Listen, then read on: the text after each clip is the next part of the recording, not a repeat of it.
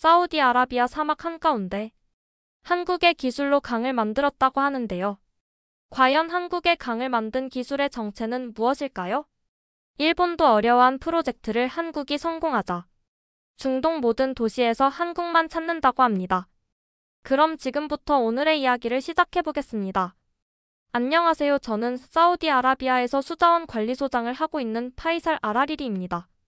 저는 사우디아라비아에 있는 이 놀라운 도시의 수자원 관리소장이에요. 저희는 깨끗한 물이 떨어져 가고 있었어요. 저희의 오래된 정수 처리 시설이 마침내 포기해버렸어요.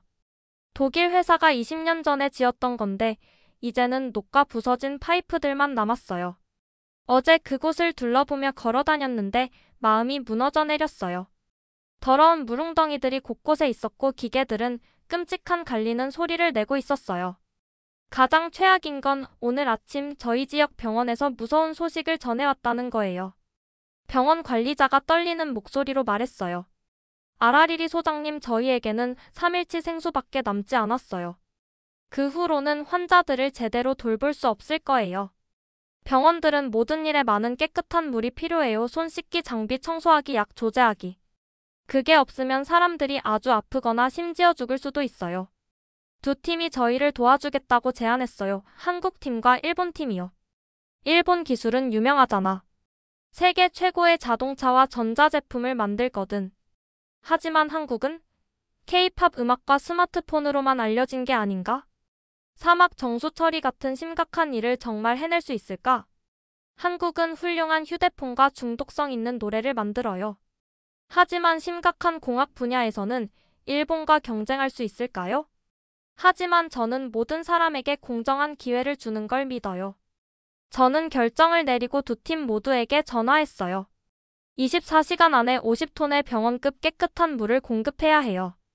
그 다음 72시간 안에 여러분의 시스템이 완벽하게 작동한다는 것을 증명해야 해요.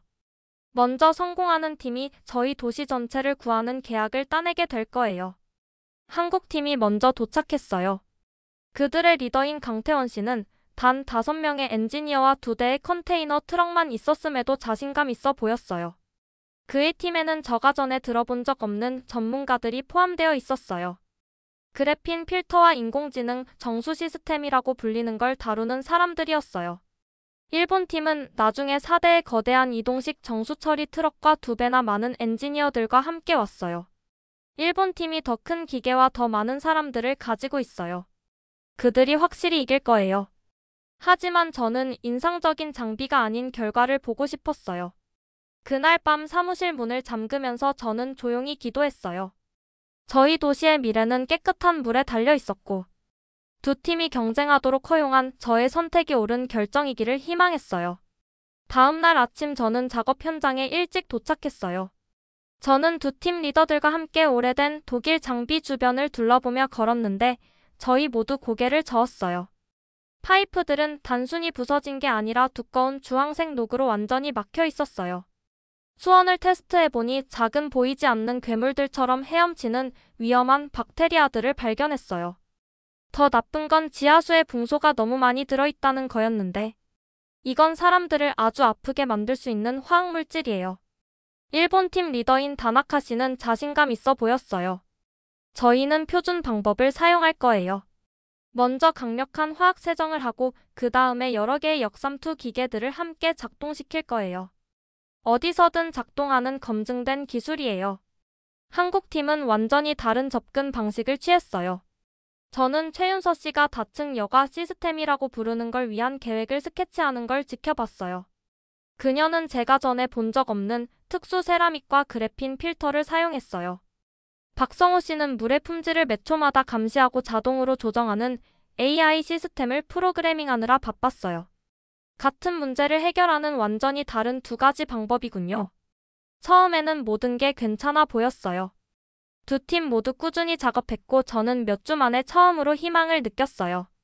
하지만 정오쯤 저는 지평선을 바라보고 제 위를 뚝 떨어뜨리는 무언가를 봤어요. 갈색 먼지 벽이 저희 쪽으로 곧장 향하고 있었어요. 거대한 모래폭풍이 오고 있었어요. 몇 분 안에 바람이 거인의 주먹처럼 저희를 쳤어요. 보호용 스카프를 쓰고 있었는데도 모래가 제 얼굴을 찔렀고 소음이 엄청났어요. 일본 팀은 즉시 그들의 장비를 끄기 시작했어요. 다나카 씨가 아직 촬영하고 있던 기자들에게 울부짖는 바람 소리 위로 소리쳤어요. 폭풍이 지나갈 때까지 기다려야 해요. 저희 기계들은 매우 정밀해요. 모래 입자들이 영구적으로 손상시킬 수 있어요. 완전히 말이 되는 얘기였어요. 그들의 장비는 비싸고 섬세해 보였어요. 하지만 그때 저는 강태원 씨가 그의 팀에게 한국어로 소리 지르는 걸 들었어요. 비록 저는 그 말들을 이해할 수 없었지만 그의 몸짓으로 무슨 의미인지 알 수 있었어요. 그가 저에게 외쳤어요. 지금 멈출 수 없어요. 병원에서 물이 필요해요. 폭풍이 있든 없든. 저는 제가 보고 있는 걸 믿을 수 없었어요. 한국팀은 두꺼운 보호 마스크와 안전 고글을 착용하고 계속 작업했어요. 그들은 기계의 속도를 늦추고 수동 조작으로 바꿨어요. 매 시간마다 그들 중 한 명이 모래 폭풍을 무릅쓰고 밖으로 나가서 필터를 손으로 청소했어요. 그들의 옷은 먼지로 갈색이 되었고 로봇처럼 움직였지만 절대 멈추지 않았어요. 마침내 폭풍이 지나갔을 때 그 모든 소음 뒤에 정막이 이상하게 느껴졌어요. 일본 장비는 보호 덮개 아래에서 완벽하게 깨끗하고 손상 없이 앉아 있었어요. 하지만 제가 한국팀의 출력 계기를 확인했을 때 눈이 휘둥그레졌어요. 그들은 모래 폭풍 중에도 15톤의 깨끗한 물을 생산해냈어요. 지켜보고 있던 병원 직원 중 한 명이 흥분된 목소리로 저에게 달려왔어요. 아라리리 소장님 보셨나요? 저 한국 사람들은 모래 폭풍도 1분도 그들을 멈추게 하지 않았어요. 아마 저희가 생각했던 것보다 훨씬 더 강한 것 같아요. 한국팀의 결단력은 저에게 할아버지의 옛날 이야기들을 떠올리게 했어요. 사막 사람들이 상황이 아무리 어려워져도 절대 포기하지 않았던 옛날 말이에요. 하지만 저희의 도전은 아직 끝나지 않았어요. 해가 지기 시작하면서 바위들을 빨갛고 황금색으로 물들였을 때 저는 모든 사막 사람들을 긴장하게 만드는 소리를 들었어요. 먼 산에서 온 돌발 홍수가 저희가 와디라고 부르는 마른 강바닥을 따라 갑자기 쏟아져 내렸어요. 진흙탕물은 나뭇잎 막대기 그리고 온갖 종류의 찌꺼기들을 가져와서 저희 수원을 전보다 훨씬 더 더럽게 만들었어요. 두 팀 모두 빨리 생각해야 했어요. 저는 한국팀이 오웬 클라크와 함께 작업하는 걸 지켜봤어요. 그는 열감지 카메라가 달린 특수 드론을 사용해서 가장 깨끗한 수원을 찾는 캐나다 전문가였어요. 그들은 물이 더 깨끗해 보이는 더 나은 지점으로 흡입 파이프를 빠르게 옮겼어요. 이탈리아의 세라믹 필터 전문가인 루카 비안치는 두 팀 모두가 진흙탕, 홍수물을 다루는 방법을 이해하도록 도우려고 노력했어요.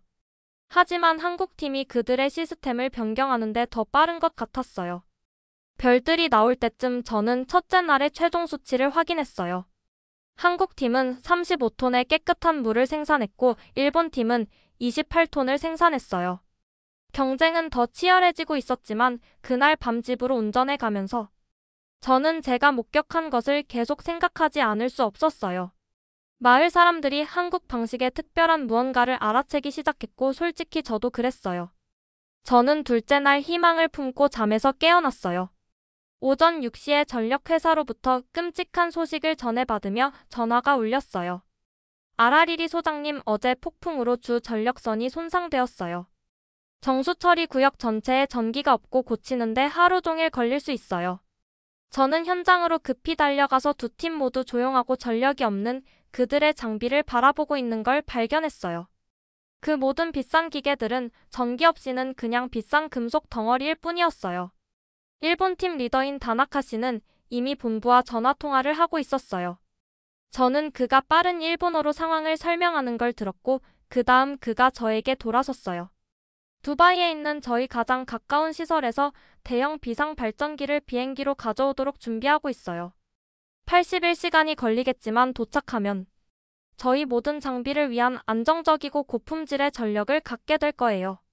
큰 문제에는 큰 해결책이 필요하잖아요, 그렇죠? 하지만 제가 한국팀 쪽으로 걸어갔을 때 그들이 함께 모여서 한국어로 흥분되게 이야기하며 건설 현장 주변의 다양한 차량들을 가리키고 있는 걸 발견했어요. 그들의 전기 엔지니어인 김태경 씨가 밝은 눈으로 저를 올려다봤어요. 아라리리 소장님, 여기 있는 모든 차량들의 배터리를 사용하면 어떨까요?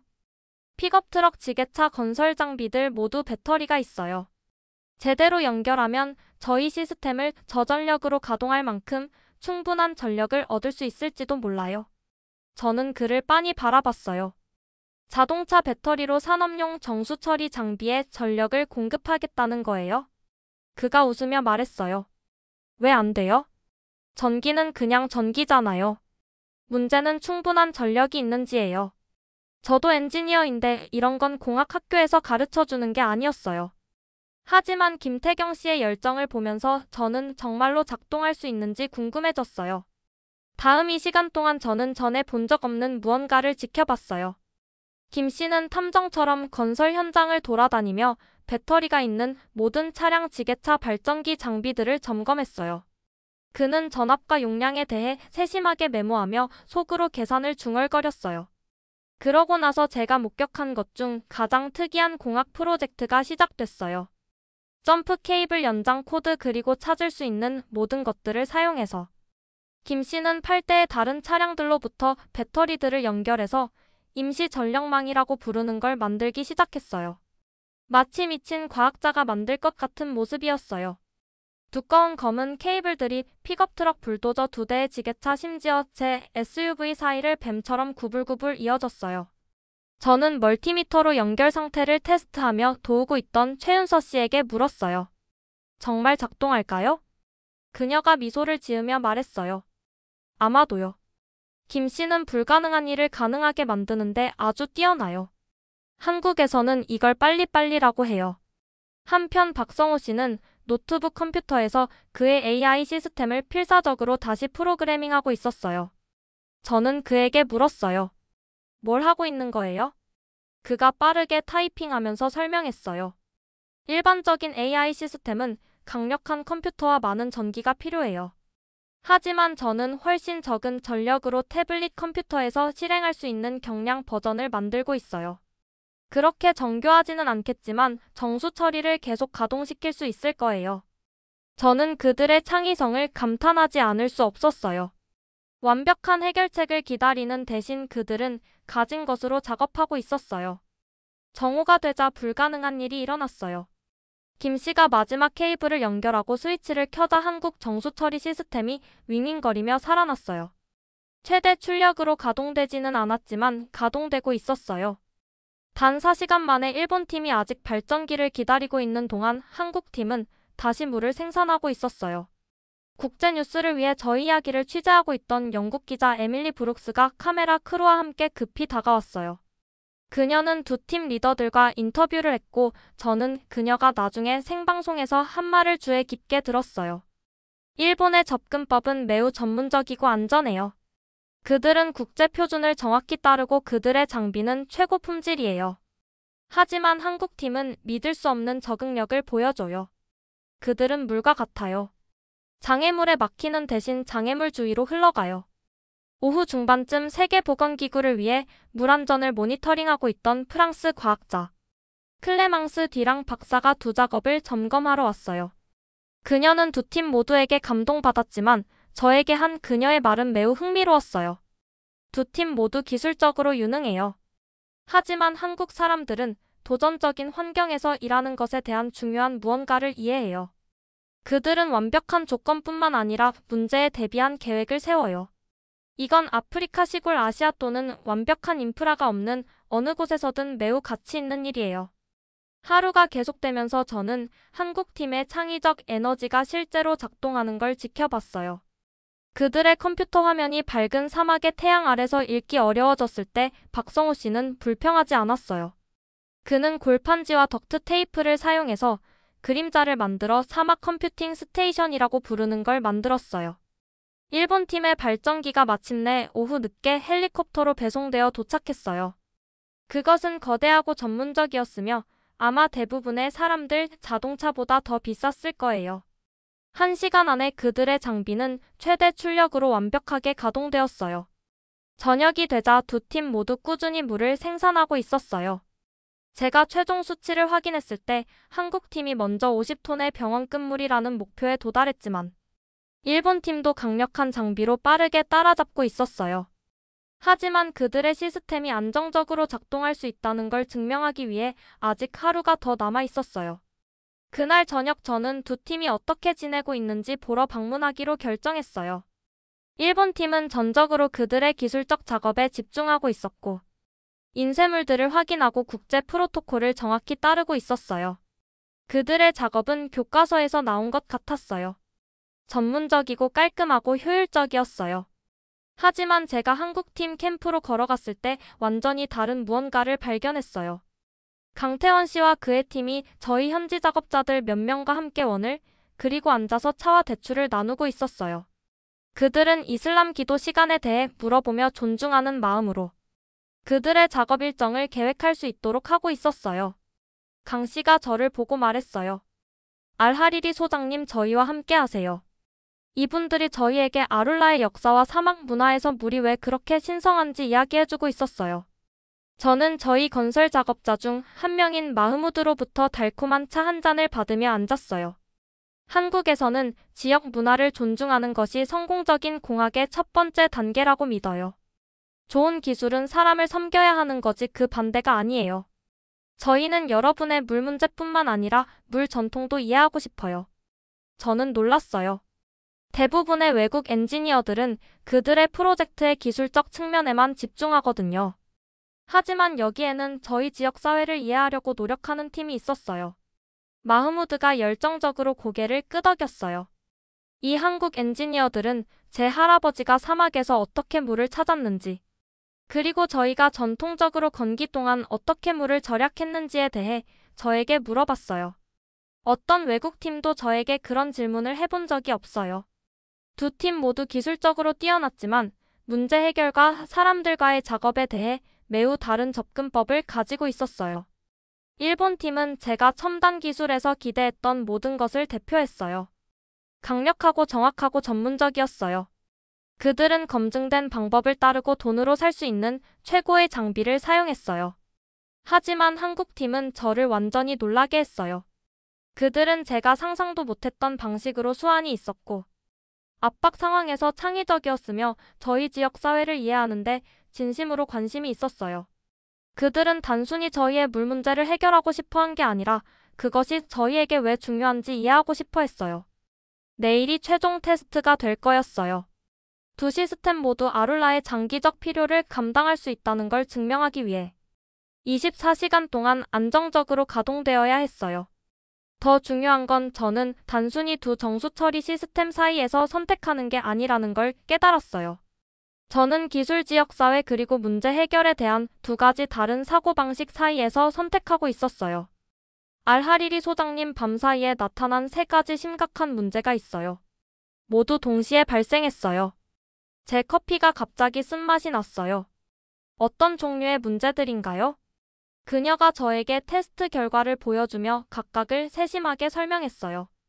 첫 번째 문제 붕소 수치. 지하수에 이제 너무 많은 붕소가 포함되어 있어요. 사람들이 정기적으로 마시면 해로울 수 있는 화학물질이에요. 세계보건기구는 엄격한 제한이 있는데 저희는 그것을 훨씬 초과했어요. 두 번째 문제 박테리아 독소. 수원에서 위험한 청록색 조류를 발견했어요. 시아노박테리아라고 불리는데 사람들을 매우 아프게 할 수 있는 독소를 생산하고 있어요. 특히 어린이와 노인들에게요. 세 번째 문제 생물학적 오염. 필터들 자체가 점액과 박테리아 같은 생물학적 성장으로 막히고 있어요. 이것이 필터들의 작동 효율을 떨어뜨려요. 그럼 두 팀 모두 세 가지 문제를 동시에 해결해야 한다는 거예요? 뒤랑 박사가 고개를 끄덕이며 말했어요. 생산 목표를 유지하면서요. 이것이 최고의 테스트예요. 저는 두 팀이 이 소식에 반응하는 걸 지켜봤어요. 일본 팀은 다나카 주변에 모여서 일본어로 진지한 토론을 했어요. 한국 팀의 반응은 달랐어요. 걱정스러워하는 대신 그들은 도전에 거의 흥분하는 것 같았어요. 강태원 씨가 손을 마주치며 그들 시스템의 다른 부분들을 가리키기 시작했고 그의 팀과 빠르게 이야기했어요. 일본 팀은 그들의 표준 접근법을 사용했어요. 그들은 화학 세정 사이클을 늘리고 역삼투 시스템을 여러 단계로 가동했어요. 본질적으로 항상 하던 것과 같은 일을 하되 더 집중적으로 한 거였어요. 효과적으로 보였지만 그들의 에너지 소비가 상당히 증가한 걸 저는 알아차렸어요. 한국 팀은 완전히 다른 걸 시도했어요. 저는 최윤서 씨가 그녀가 설계한 특별한 2단계 과정을 사용해서 pH 수치, 물의 산성도라고 부르는 걸 조심스럽게 조정하는 걸 지켜봤어요. 저는 그녀에게 물었어요. 정확히 뭘 하고 있는 거예요? 그녀가 조정을 하면서 설명했어요. 붕소는 까다로워요. 대부분의 사람들은 직접 제거하려고 하지만 저는 붕소를 잡기 쉽게 만들기 위해 먼저 물의 화학 성분을 바꾸고 있어요.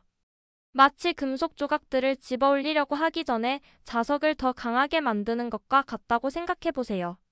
한편 박성호 씨는 그의 AI 시스템을 다시 프로그래밍하고 있었어요. 저는 물었어요. 지금 컴퓨터는 뭘 하고 있는 거예요? 생물학적 오염이 언제 일어날지 예측하는 법을 배우고 있어요. 필터가 더러워질 때까지 기다렸다가 청소하는 대신 AI가 너무 막히기 전에 자동으로 청소할 거예요. 반응 대신 예방이에요. 박테리아 독소를 위해서 한국팀은 3중 게이트 시스템이라고 부르는 걸 만들었어요. 먼저 활성탄 필터가 일부 독소를 잡을 거예요. 그 다음 세라믹 필터가 탄소가 놓친 것들을 잡을 거예요. 마지막으로 자외선이 두 필터를 모두 통과한 것들을 죽일 거예요. 이재원 씨가 UV 라이트를 설치하면서 설명했어요. 각 단계가 이전 단계에서 놓친 것들을 잡아요. 세 가지 다른 유형의 경비원을 두는 것과 같아요. 하루가 지나면서 저는 두 시스템 모두 열심히 작동하는 걸 볼 수 있었어요. 일본 장비는 강력하게 윙윙거리며 여러 단계의 첨단 기계를 통해 물을 처리했어요. 한국 시스템은 더 작고 조용해 보였지만 그들의 출력 수치가 꾸준히 유지되는 걸 저는 알아차렸어요. 20년 전 저희의 원래 실패한 시스템을 구축했던 독일 엔지니어인 헬무트 크라이츠가 긴장하며 지켜보는 제 옆에 서 있었어요. 그는 저희 위기에 대해 들었을 때 베를린에서 날아왔어요. 그가 저에게 조용히 말했어요. 저는 이 상황에 대해 책임감을 느껴요. 제 시스템이 더 오래 지속되었어야 했어요. 정말로 여러분의 사람들을 위해 작동할 해결책을 보고 싶어요. 에밀리 브룩스는 두 팀의 물 생산에 대한 독립적인 실험실 테스트를 준비했어요. 결과는 국제 뉴스에서 생방송으로 방송될 예정이어서 전 세계가 지켜볼 거였어요. 그녀가 세계 텔레비전 시청자들에게 발표했어요. 신사숙녀 여러분, 저희는 지금까지 시도된 것 중 가장 도전적인 정수 처리 경쟁 중 하나의 결과를 보려고 해요. 두 팀이 사우디아라비아 사막에서 3일 연속 작업하며 모래폭풍 정전 그리고 여러 기술적 도전들에 직면했어요. 실험실 기술자가 밀봉된 테스트 결과를 공개적으로 발표할 디랑 박사에게 건네주었어요. 테스트 결과는 다음과 같아요. 한국팀 박테리아 수치 유해한 박테리아 검출되지 않음. 붕소 수치 리터당 0.3mg WHO 안전 제한인 0.5를 훨씬 밑돔. 탁도 즉 혼탁도 0.03 뛰어난 투명도. 독소 전혀 검출되지 않음. 생산량 24시간에 52톤. 일본팀 박테리아 수치 유해한 박테리아 검출되지 않음. 붕소 수치 리터당 0.48mg WHO 안전 제한 내에서 간신히 통과. 탁도 0.04 매우 좋은 투명도. 독소 미량 검출되었지만 안전 제한 내. 생산량 24시간에 49톤. 모여있던 군중이 환호와 박수로 터져나왔어요. 두 팀 모두 기술적으로 성공했는데 그들이 직면한 모든 도전들을 고려하면 거의 불가능해 보였던 일이었어요. 하지만 제가 수치들을 더 자세히 살펴보니 중요한 무언가를 알아차렸어요. 한국팀이 모든 카테고리에서 약간 더 나은 결과를 보였고 일본팀이 멈춰야 했던 정전과 모래폭풍 중에도 그들의 생산을 유지했어요. 디랑 박사가 또 다른 중요한 발견을 가지고 저를 한쪽으로 불렀어요. 아라리리 소장님, 알아야 할 다른 것이 있어요. 한국 시스템은 일본 시스템보다 30% 적은 에너지를 사용했고 훨씬 적은 화학 첨가제가 필요했어요. 장기적으로 보면 더 낮은 에너지 비용과 적은 화학물질이 저희 도시가 시스템을 계속 가동할 여유가 있다는 뜻이었고 환경에도 더 좋을 거였어요. 두 팀 모두 그들의 성공을 축하하는 걸 바라보며 저는 두 팀 모두 기술적 도전에서는 승리했지만 제가 내려야 할 결정은 단순한 테스트 결과보다 훨씬 더 많은 것에 관한 것이라는 걸 깨달았어요. 왕세자님께서 경쟁에 대한 개인적인 브리핑을 위해 직접 오고 계셨어요. 이것은 제가 배운 것을 설명할 기회였어요. 단순히 정수 처리에 대한 것뿐만 아니라 문제를 해결하는 다양한 방법들에 대해서요. 두 팀 모두 훌륭했지만 그들은 완전히 다른 공학 철학을 대표했어요. 왕세자님이 고문들과 함께 도착하셨을 때 저는 심호흡을 하고 제 보고서를 시작했어요. 저는 이 경쟁에서 중요한 것을 배웠어요. 일본 팀은 저희에게 정밀성 품질 관리 그리고 체계적 접근법의 가치를 보여주었어요. 그들의 기술은 대규모 운영에 있어 성숙하고 신뢰할 만해요. 왕세자님이 고개를 끄덕이며 주의 깊게 들으셨어요. 하지만 한국팀은 저희에게 다른 것을 보여주었어요. 그들은 적응력 자원 효율성 그리고 지역 조건과 문화에 대한 깊은 존중을 보여주었어요. 그들은 도전들에도 불구하고 성공한 것이 아니라 그 도전들을 해결책의 일부로 받아들임으로써 성공했어요. 아라리리 소장 당신은 무엇을 추천하는가? 저는 말했어요. 저희의 즉각적인 필요를 위해서는 한국팀으로 시작하기를 추천해요. 하지만 또한 일본팀을 저희의 장기 확장 계획에 참여하도록 초대하기를 추천해요. 각 접근법에는 저희가 사용할 수 있는 장점들이 있어요. 제가 결정을 발표할 때 일본팀 리더인 다나카 씨가 근처에 서 있었어요. 저는 그의 눈에서 실망감을 볼 수 있었지만 그는 품위 있게 처리했어요. 저희는 결정을 존중해요. 가장 도움이 될 수 있는 어떤 역할에서든 더 큰 사막물 프로젝트에 기여할 수 있다면 영광일 거예요. 하지만 한국팀 리더인 강태원 씨는 그의 대답으로 모든 사람을 놀라게 했어요. 저희가 성공한 것은 이탈리아, 독일, 캐나다 그리고 프랑스 동료들이 공유해준 전문 지식 덕분이에요. 이것은 단순한 한국 프로젝트가 아니라 국제적인 협력이 되어야 해요.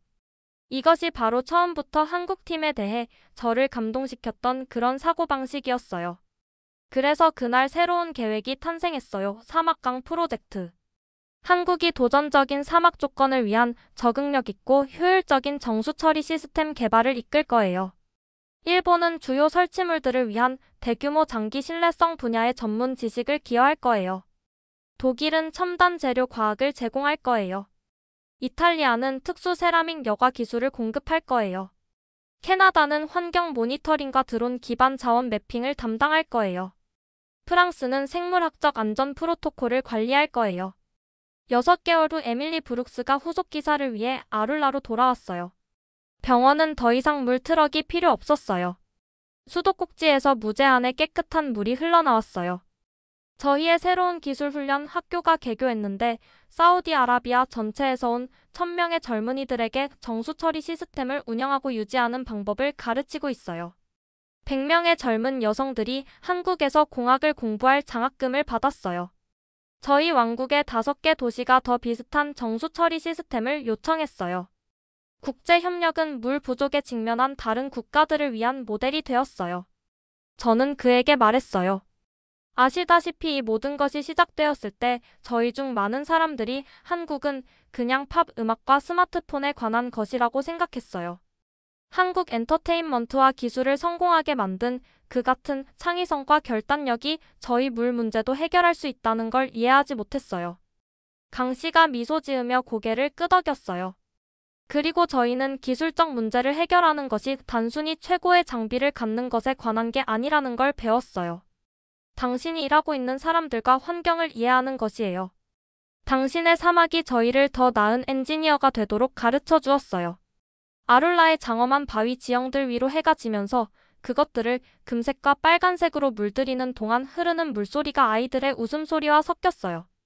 사막강 프로젝트는 단순히 깨끗한 물을 제공하는 데 성공한 것뿐만 아니라 공유된 도전을 해결하기 위해 다른 문화의 사람들을 함께 모으는 데도 성공했어요. 그날 저녁 늦게 저는 제 아이들을 세강 공원에서 놀게 하려고 데려갔어요. 한때 얻기 불가능했던 물에서 그들이 행복하게 물장난치는 걸 보니 제 마음이 기쁨과 자부심으로 가득 찼어요. 그들 위에는 아랍어, 한국어, 일본어, 독일어, 이탈리아어, 프랑스어 그리고 영어로 쓰인 표지판이 있었어요. 기술은 우리를 함께 모을 때 인류에게 가장 잘 봉사한다. 그리고 이것이 사우디아라비아 사막에서의 물위기가 어떻게 국제적 우정 창의적 문제 해결 그리고 절대 포기하지 않는 힘에 관한 이야기가 되었는지에 대한 얘기예요. 모래 폭풍이 몰아치고 전기가 나가더라도 말이에요. 때로는 최고의 해결책은 한 접근법을 다른 것보다 선택하는 데서 나오는 것이 아니라 다른 아이디어들을 함께 모아서 훨씬 더 나은 무언가를 만드는 데서 나와요.